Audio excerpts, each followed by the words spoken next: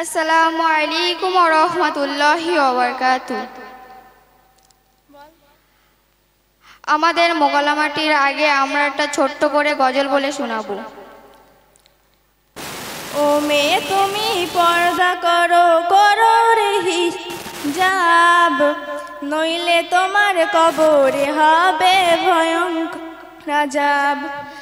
ও মেয়ে তুমি পর্দা করো, করো রে হিজাব, নইলে তোমার কবরে হবে ভয়ঙ্কর আযাব। পর্দা হলো নারীর ভূষণ, ঢাকো তোমার দেহের গঠন, তোমায় দেখে পরপুরুষের নষ্ট হয় স্বভাব। ও মেয়ে তুমি পর্দা করো, করো রে হিজাব, নইলে তোমার কবরে হবে ভয়ঙ্কর আযাব। দেবক পূর্বপাড়া উপস্থিত দর্শক মণ্ডলকে আমার পক্ষ থেকে আন্তরিক শুভেচ্ছা, অভিনন্দন ও ছোট ছোট ভাই বোনদের স্নেহ ভালোবাসা জানিয়ে আমাদের মোকালামাটি শুরু করছি। আমাদের মোকালামাটির মূল বিষয়বস্তু হলো অন্ধকার পথ থেকে আলোর পথে আসা। আসসালামু আলাইকুম ওয়া রাহমাতুল্লাহি ওয়া বারাকাতুহু। I am very fine. আরে বোন, আমি তোমাকে সালাম দিলাম, তুমি সালামের উত্তর না দিয়ে বলছো আই অ্যাম ভেরি ফাইন। তা বলবো না? তুমি জানো না, যখন আমরা একসঙ্গে স্কুলে যেতাম আমাদের মাস্টারমশাইরা বলতেন যখন তোমাদের কারোর সাথে দেখা হবে তখন তোমরা বলবে hi, hello, how are you. আর তুমি এইসব বাদ দিয়ে সালাম কেন দিচ্ছ? আরে বোন তুমি থামো তো, তোমার আমার মাস্টারেরও মাস্টার চিনে হজরত মোহাম্মদ মুস্তাফা সাল্লাল্লাহু আলাইহি ওয়াসাল্লাম, আর তিনি হাদিস শরীফের মধ্যে বলেছেন আসসালামু কবলাল কালাম, অর্থাৎ তোমরা কারোর সাথে কথা বলার আগে সালাম আদান প্রদান করে নেবে। তা বাদ দাও এসব, তা বলো তুমি এখন কেমন আছো? আলহামদুলিল্লাহ, আল্লাহর অশেষ রহমতে আমি অনেক ভালো আছি। এই তুমি আবারও গেও ভাষা বললে? নাউজুবিল্লাহ বোন, তুমি আলহামদুলিল্লাহকে গেয় ভাষা বলছো কেন? তা বলবো না? তুমি জানো না, যখন আমাদের কেউ জিজ্ঞাসা করে হাউ আর ইউ বা কেমন আছো, তখন আমাদেরকে বলতে হয় আই অ্যাম ভেরি ফাইন। আরে বোন, যখন আমাদের কেউ কোনো কিছু জিজ্ঞাসা করে সেটা যদি ভালো দিক হয় কোরআন সুন্নত আলোকে আলহামদুলিল্লাহ, মাশাআল্লাহ এবং জাযাকাল্লাহ বলতে হয়, আর সেটা যদি খারাপ হয় নাউজুবিল্লাহ বলতে হয়। তা যাই হোক, তুমি এরকম ইসলামিক বিরোধী নির্লজ্জ বিয়াদবের মতো পোশাক পরে কোথায় যাচ্ছ শুনি? কি তুমি আমাকে নির্লজ্জ বেয়াদব বললে? কেন, আমি এই ড্রেসটা পরে কি কোনো অপরাধ করেছি? তাছাড়া তুমি কি বলতে যাচ্ছ তোমার মতো কি হাবড়া চোবড়া বোরকা পরে ঘুরবো? আরে আমার মতো ড্রেস পরে লাইফটাকে এনজয় করতে শেখো। হায় রে আফসোস, বোরকা পরে কি লাইফটাকে এনজয় করা যায় না বুঝি? তোমার মতো হাজারো মুসলিম মেয়েরা পর্দাকে হালকা ভেবে নিচ্ছে, জেনা বেবিচানা করে লাঞ্ছিত বঞ্চিত হচ্ছে। এই তোমার সমস্যাটা কোথায় বলো তো? আরে বোন, আমার কোনো সমস্যা নেই, সমস্যাটা হলো তোমরা ইসলামিক সুন্দর সংস্কৃতি ছেড়ে পচামগ্ন সংস্কৃতি তোমাদের ভালো লাগে, তাই তোমরা খোলামেলা পোশাক পরে ঘুরে বেড়াও। সেই কখন থেকে শুনছি পর্দা পর্দা করেই যাচ্ছ। পর্দা মানেটা কি? পর্দার মানে হলো আবরণ করা বা ঢেকে রাখা। এই পর্দা করাটা ইসলামিক এক বিধান। এই পর্দা আল্লাহ পাক কোরআনের মধ্যে কি বলেছেন জানো? কি বলেছেন আবার? আবারও আল্লাহ পাক কোরআনের মধ্যে সূরা আল কাহফের শুরুর দিকে বলেছেন, হে নারীরা তোমরা তোমাদের ঘরে অবস্থান করো। আল্লাহ পাক আবারও কোরআনের মধ্যে জানিয়ে দিয়েছেন অকারনা ফি বুয়ুতিকুন্না ওয়ালা তাবার রসনা তাবার রুজাল জাহিলাতিল হুলা, অর্থাৎ হে নারীরা তোমরা তোমাদের ঘরে অবস্থান করো, আবারও সেই জাহিলা যুগের মতো নিজেদের রূপ সৌন্দর্য পরপুরুষের সামনে প্রদর্শন করে বেরিয়েও না। চিনি যত্নে রাখলে যেমন তাতে পিঁপড়া লাগা কঠিন, মুসলিম মেয়েরা পর্দা করলে তাদের অপমান করা তার থেকেও বেশি কঠিন। তাই আল্লাহ পাক পর্দাকে ফরজ করেছে। তো যাই হোক, তোমার সাথে অনেক আজে বাজে তর্ক করে আমি সময় নষ্ট করে ফেলেছি। আমি চললাম, আমার পিকনিকে যাওয়ার সময় হয়ে গেছে। দাঁড়াও বোন, পিকনিকে না গিয়ে নামাজটা পড়ে নিলে হতো না? কি সব আলতো ফালতো বলছো? আমি পিকনিকে না গিয়ে তোমার সাথে নামাজ পড়বো? আর আমি তো আল্লাহ পাকে তো বিশ্বাসই করি না, আর আমি নামাজ পড়বো? নামাজ পড়ে আমি কার কাছে মাথা নত করবো? নাউজুবিল্লাহ বোন, তুমি এ কি বলছো? আরে আল্লাহ পাককে তো দেখা যায় না, তাহলে কিভাবে বিশ্বাস করব? আচ্ছা বোন, এই বাতাসটা অনুভব করছো, তাকে কি তুমি দেখতে পাচ্ছ? তাহলে কেন সেটা বিশ্বাস করছো? যখন তোমার মাথা ব্যথা করে তখন কি সেটাও কি তুমি দেখতে পাও? শুধু অনুভব করো, তাহলে কেন সেটা বিশ্বাস করো? আচ্ছা বোন, নামাজ পড়ে কি হবে? বোন, তুমি জানো না আল্লাহ পাক কোরআনের মধ্যে বলেছেন ইন্না সলাতা তানহা আনিল ফাহশাই ওয়াল মুনকার, অর্থাৎ নামাজ সমস্ত খারাপ কাজের থেকে দূরে রাখে।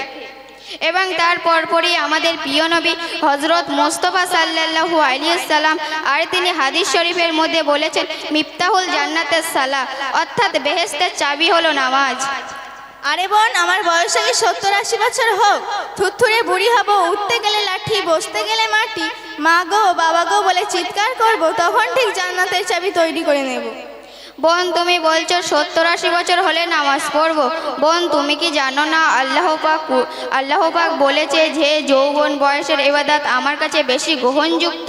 এমনকি হযরত জিবরাইল আলাইহিস সালাম বলেছে পৃথিবীতে কয় ফোঁটা বৃষ্টি পড়ে আমি জিবরাইল গুনতে পারি, কিন্তু যৌবন বয়সের ইবাদতের সওয়াব আমি জিবরাইল গুনতে পারি না। বোন, তুমি তো দেখছি ইসলাম সম্পর্কে অনেক কিছু জানো, তা আমি তোমাকে কিছু প্রশ্ন করতে চাই। হ্যাঁ, কি প্রশ্ন করবে বলো। আচ্ছা, আল্লাহ পাক কি কিয়ামতের দিন ছায়া দেবেন? হ্যাঁ, অবশ্যই। কাদেরকে ছায়া দেবেন? এক, যে ব্যক্তি ন্যায় ন্যায্য বিচার করে। দুই, যুবক বা যুবতীরা যৌবন কালটা আল্লাহর ইবাদত করতে করতে কাটিয়ে দিয়েছে। তিন, যে ব্যক্তির হৃদয়টা মসজিদে ঝুলন্ত রেখেছে, অর্থাৎ তার সবসময় মসজিদে যেতে মন চায়। চার, যে ব্যক্তি আল্লাহর আপ্র প্রাণ থেকে ভালোবাসে।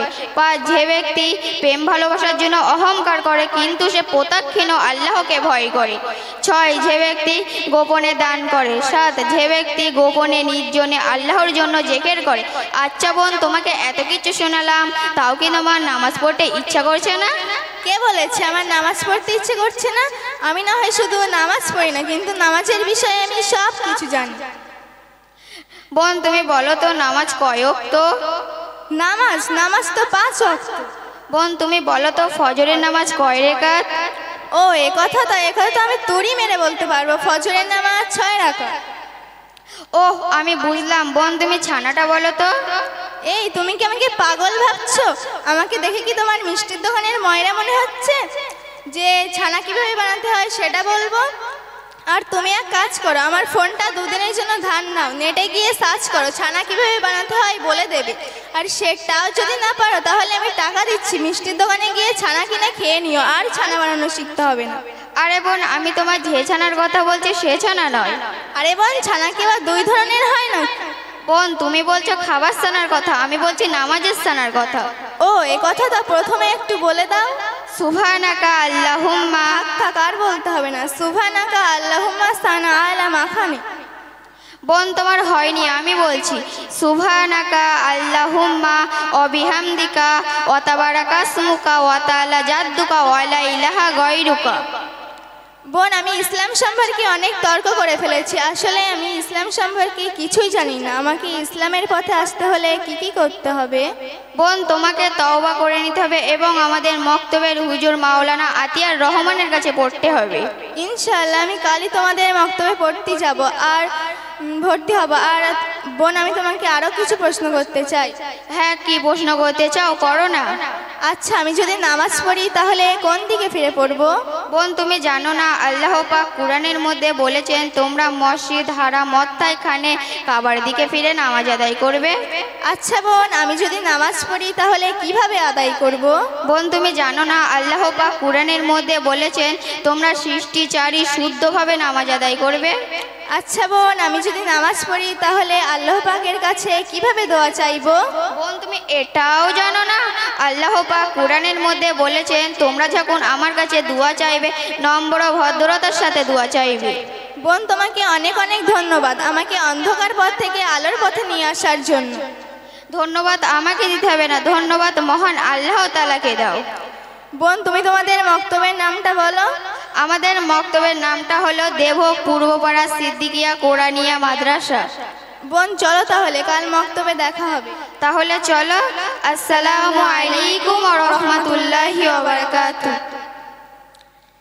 এসো কোরআনের ছায়াতলে সমবেত হও, এসো কোরআনের ছায়াতলে সমবেত হও, এসো আল্লাহর রাসূলের অনুগত হও, এসো আল্লাহর রাসূলের অনুগত হও।